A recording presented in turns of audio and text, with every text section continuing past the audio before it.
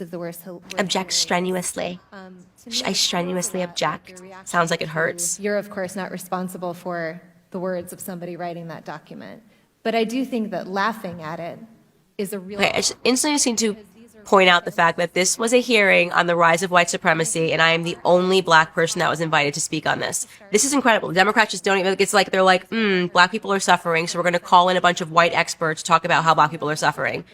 And then all three of them proceed to lecture me on my own suffering, but telling me that they're like, I have a PhD in white supremacy and I know that you are suffering and you're not understanding. Well, I'm a doctor in white supremacy and you are not understanding the diagnosis that you are suffering as a black person. I mean, it's like the person that never stops going to college, that person, like they really think that you can just learn something in college and that's it. So like they've learned what it means to be black and they just need to help this poor black person sitting next to them understand what she's living through, as opposed to maybe asking me. Okay, and Mr. Clay, so we have two members who have not, so I'm going to go to the two members who have not yet. I'd also like to point out again, talking about their tricks in Congress, this is the end of the hearing, so every single congressman got to speak, and this is how they run their game. So Jamie Raskin, who was chairing this committee, was like, great, goody, all the Republicans have gone, and now it's just me, and what I'm going to do is I'm going to end this hearing by allowing all of these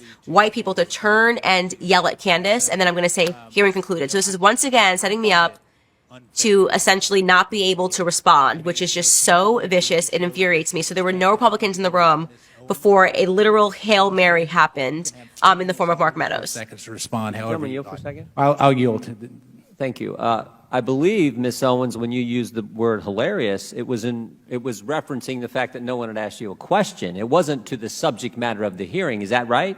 That is correct. And to have another witness insinuate something that is not accurate is just not appropriate, Mr. Chairman, for how witnesses are supposed to behave in front of this committee. I also think you didn't say it doesn't matter about the subject matter of today's hearing. You said there are other subjects that matter as well, and maybe we should spend... So Mark Meadows had walked in, and he was like shocked at what he was seeing, and he was like, take all my time. And I've said that. I said that in my opening, and I will say it again. You know that white supremacy and white nationalism ranks nowhere near the top of the issues that are facing black America. And the reason that you are bringing them up in this room is because it is attempt to make the election all about race, as the Democrats Not in my case, Ms. Owens. I'm sorry. Please do not characterize my motive. Mr. Chairman, it's my time. Yeah, it's my time. You've got your time, Mr. Meadows. I'll give you 3 more seconds.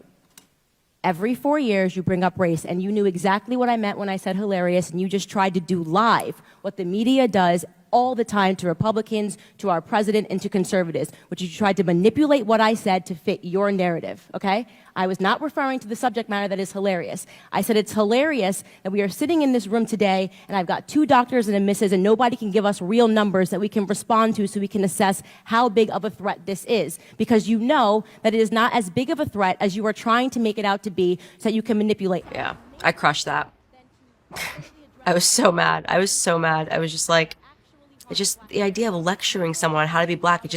I don't understand. Like, how could you just be so removed from reality that you think having a PhD in white supremacy allows you to lecture someone on what they're going through? It's totally bonkers, but it happened. And that was the last time Dr. Kathy Ballou probably lectured a black person on being black in America ever again. Such a meaningless degree, by the way. How do you get a degree in white supremacy? It doesn't make sense. Like, just none of it makes any sense. She's got a PhD in white supremacy. What does that even mean? Done the exact same thing every 4 years ahead of an election cycle, and it needs to stop.